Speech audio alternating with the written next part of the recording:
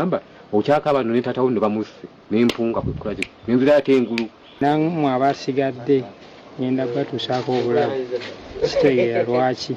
Abooluganda bano balaze emmotoka ne pikipiki nti kitaabwe abadde abiwaamu kato yekka okubivuga ng'era yabamukyaya olw'okubafukuutirira ne bamwewunya ate okumwefuulira. Kimu nga kato yakima naye baba bagenda ku mukolo nga yajjayo akapiki ne bagenda ne muzeeyi waffe omukolo oba gwetaagisa mmotoka najjayo emmotoka kandulageukawa mamaye nga banaatera kufa simanyi bwe baapima bulamu kubanga yatulaalise dda tasobola okutukola ekyamu era jjatwokya tugambe ebintu bya muzeeyi katufuneko tujja nga tubitadde. Hajjati Nannyanza abagumizza nti poliisi ekola butaweera okukwata abatemo abakulirwa kato bakangavvulwe. Okunoonyereza tukulina era okufeffa ettakato wonna waali wanaasangibwa wonna tujja kumufuna nga gavumenti. Sennabuli abaagala ayina yakusakidde eggulire lino ku Lwabukedde TV. Mulala getulina agataliko mu ttuntu waliwo famire esobeddwa ekane mu kibira oluvannyuma lw'omuntu waabwe okubula kati ng'amaze wiiki nnamba nga talabikako. Bayambe basabye bekikwatako okubayamba. Sali Edward omutuze w'ekibanda okabulenga nga musubuzi w'engatto n'obutunda mu Kampala kati amaze wiiki nnamba nga famire munoonya talabikako. Mukyalo Sali Grace yagamba nti kulukana wiiki ewedde yaleka bba waka nga mulwadde era n'alagira abaana b'okumuteekera ebyokulya bawona okuli Nasali Violet ne Sali Elizabeth bwe banyonyola. Ziba zibeera ssaawa 2 muwala wange n'ankuyana ngamba taata wo yazze mu tawuni taata wo yazze mu tawuni ne mubuuza omuwadde caayi n'ekyenkya n'angamba simwale tabinywedde ne mugamba kamukubireko namukubirako n'angamba ali nankulabye ne mubuuza onywedde caayi n'angamba nfunye program nina abengeri ngenda okumaliriza mu tawuni caayi nja munyweeyo mu tawuni awo nako mumuwuliza siddangayo muwuliza nga buli kinoomu yenayinayina kuba tetumanyi amasimu gali off katubadde tusaba wabanga ayina waali wonna wonna tubasaba busabi mutuyambe mutukubire ku masimu mututegeeze wajali kuba ffenna nze ne bato bange tetukyayina mirembe. Kyokemere gye bali bamuteekedde teyagirira n'agenda ku mulimu ansinga nabali bamukubidde essimu nga bwe yatuukayo essimu teyaddamu kubawo kati ebbanga lya wiiki nnamba. Kuba abaana bakaaba emitima gituluma tusula tutunula abaana tubadde tubasaba mutubuulire oba mumwina mutuyambe buyambi. Yaliikiza binga ne balirwa nabi tebajanira abantu bonna abamuwamba oba bawa ebitongole bikumadde ebimulina boogere kibambe bakakana emitima. Naye mwami Sali yatubulako ku Lwokutaano tumunoonyeza tubuze tugezezaako nnoonya mu malwaliro twatwala ensonga ku poliisi naye nabo bennyini tetunnaba kufuna kumanya wa waali.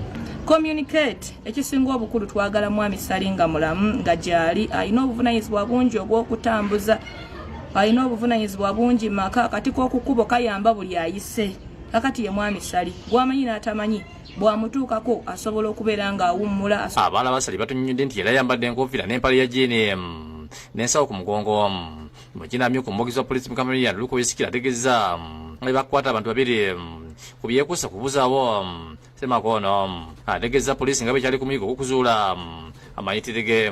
Kunoonyezako kugenda mu maaso naye nga tetunnaba kumanya wa waali naye nga tulina abakwate babiri okutuyambako mu kunoonyereza batuwabuulira ekiddako. Izawire yakusakidde Green ku Lwabukedde TV.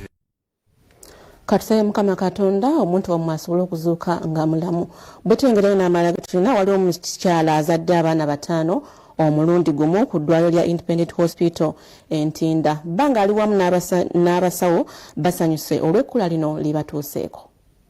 Barbara Kero ne Bba Emmanuel Acha abatuuze bwe beeyogerere bakeredde mu ssanyu oluvannyuma lw'abasawo ku ddwaliro lya Independent Hospital Ntinda okuzaalisa mukyala w'obulungi abaana 5 okuli abawala 3 ssaako abalenzi 2. Abasawo abadde ku mulimu gw'okuzaalisa Kero nga bakulembeddwa mu Thierry Eunice boogedde ku mbeera eyabaddewo nga bazaalisa omukyala ono. So when it got to about 30 weeks of gestation, we called in the mother to stay also that we could do a close monitoring and also check of babies. Baba n'abazaaliddwa we tuviiriddeyo nga bakyakuumibwa mu byuma ebibayambako okussa nga ne mama waabwe yeekebejjebwa. Agamba omukyalo ono basooka kumukebera mu sikaani ne bakizuula nti olubuto lulimu abaana 4 kyokka olwaleero bwe gutuuse mu kusumulukuka beekangiddeawo ng'azaala ow'okutaano. This client who has been doing antenatal with us during her first scans, it showed she had 5 gestational sac.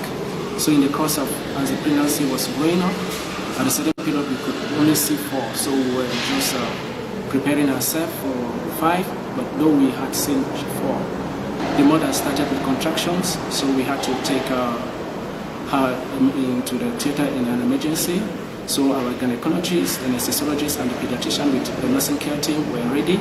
So we had a safe delivery of 5 babies, 2 boys and 3 girls. Yeba Emmanuel Acha musanyu eringi yebaziza abasawo okussa omutonzi olw'okusobozesa mukyala we okuzaala obulungi. It's extremely excited. First, because it is indeed a blessing. It is a rare case, but it has happened, and I warmly welcome it. And I thank God for the gift that God has made it possible and bring such a huge gift to my family. Asiimye abasawo ku ddwaliro lino olw'engeri gye bakolamu emirimu gyabwe. Both the babies, all the babies are in stable and sound health condition. And also their mother she is in a good condition and very stable. Yes, I already had 2. I have my firstborn who is 7 years now, and then the secondborn is 3. Ronald Kasasa yakusakidde eggulire lino ku Lwabukedde TV. Ate era mu malala Musenyeri Dr. Lawrence Semusu asabye abafumbo okubeera bakakkamu mu biseera bino eby'obweraliikirivu olw'ekirwadde kya COVID-19. Okwogera bino abadde mu Eklezia St. Andrew Kagwa e Munyonyo mu kusaba mu kukuza olunaku lw'abafumbo.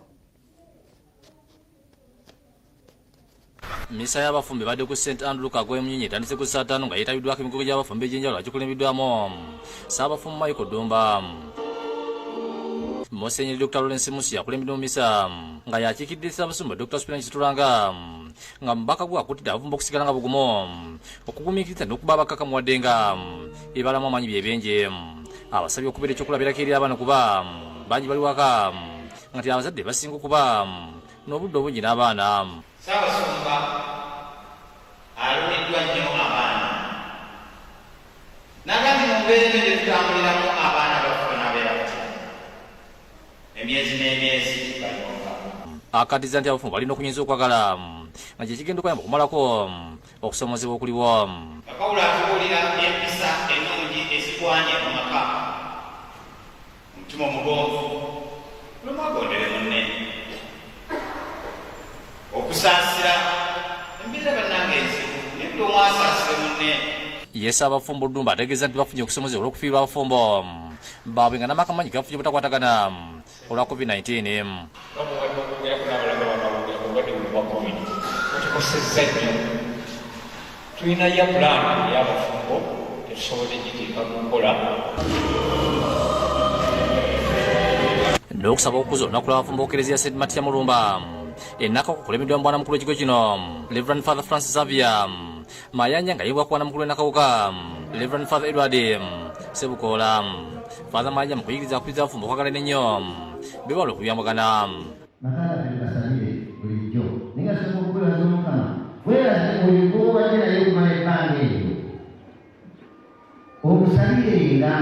Ate Sebukoola asabye abantu okuuma obutonde bw'ensi kubanga busaanyi bw'ensangi zino ng'akwasisa abafumbo emiti basobole okujjukiriranga obufumbo bwabwe. Kasamba kyatukoledde mwe abaana ba ku TV kati tumekinge sure tuzizaawo tutya eggwanga abaana baleme twevuma mu maaso eyo.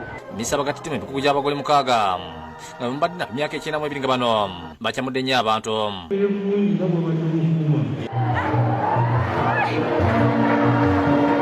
Lwabadde okusonda ssente z'okuzimba n'okuteeka amadinisa mu Eklezia era ssente w'akakiiko akazimya n'akawuka ka Kasozi Kizito balambuludde ku ssente ze basonze. Tusobodde okuŋŋaanyawo ssente era neebaza abazira bonna abasobodde okutuwa ka ssente.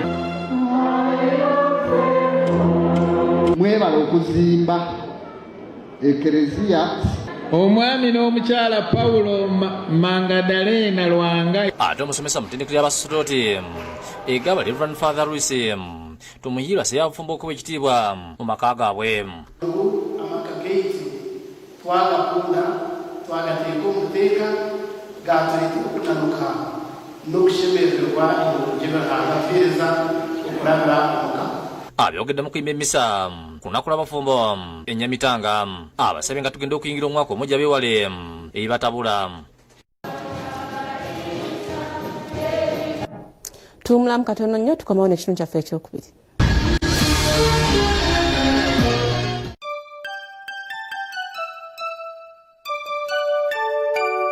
We wish you a